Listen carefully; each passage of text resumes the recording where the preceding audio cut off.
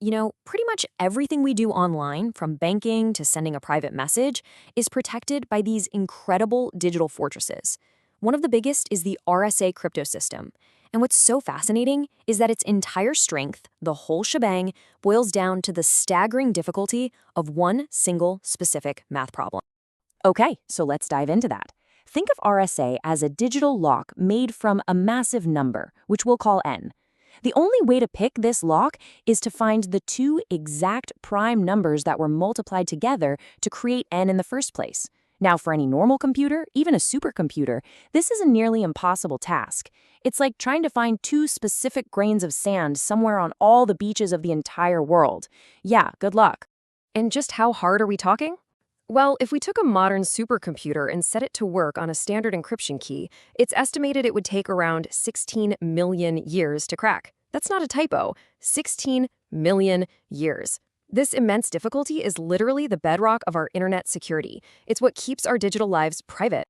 But back in 1994, a mathematician named Peter Shor came up with a theoretical key for this unbreakable lock. And his algorithm isn't a battering ram trying to smash the lock. It's way more elegant, kind of like a quantum lightsaber, precision engineered to slice right through the problem in a fundamentally different way. Now, right here, we have to clear up a really common myth. Quantum computers aren't powerful because they just brute force every possible answer all at once. As the physicist Scott Aaronson points out, it's not about trying every key in parallel. I mean, if you did that and then measure the result, you just get a totally random key back. The real magic is so much more subtle than that. And this is the crucial difference. Instead of that classical approach of searching for a single needle in a massive haystack, Shor's algorithm exploits the deep mathematical structure of the problem itself. It's not about finding one answer, it's about looking at the entire haystack at once to find a hidden repeating pattern that runs through the whole thing. So what is this hidden pattern, you ask? It's something called periodicity, a repeating cycle. The algorithm cleverly transforms the hard problem of factoring into a much more manageable one, finding the period of a specific mathematical sequence. It just completely reframes the entire question. Here's the basic idea of how it works. You start by just picking a random number g.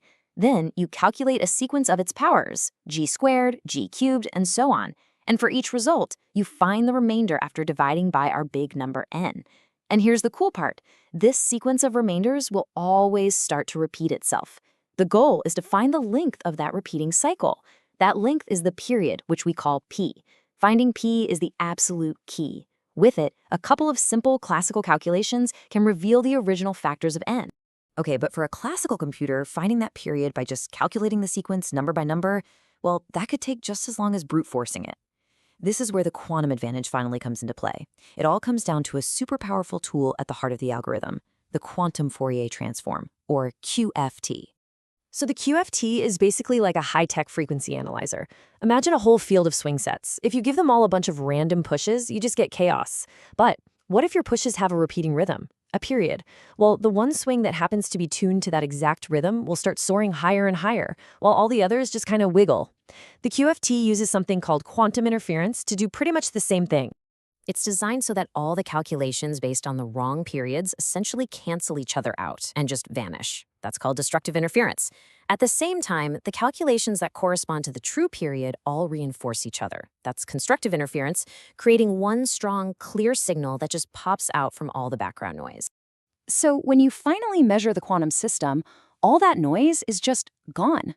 The result you get is a number directly related to the period p. And once you have p, some quick and clever math on a regular computer gives you the prime factors of n. And just like that, the lock is broken. So, as you can probably tell, this is not just a fascinating piece of theory. The very existence of Shor's algorithm has absolutely staggering real-world implications for our entire global infrastructure. And it's not just RSA. Shor's algorithm can also solve another hard problem that a lot of our other security tools rely on. This means the other cornerstones of the secure internet, things like Diffie-Hellman for key exchange and both DSA and ECDSA for digital signatures, are rendered obsolete too. The very foundations are vulnerable. And this threat is becoming more and more tangible. While the first estimate suggested you'd need 1 billion qubits to break a standard encryption key, a 2019 analysis dramatically lowered that number.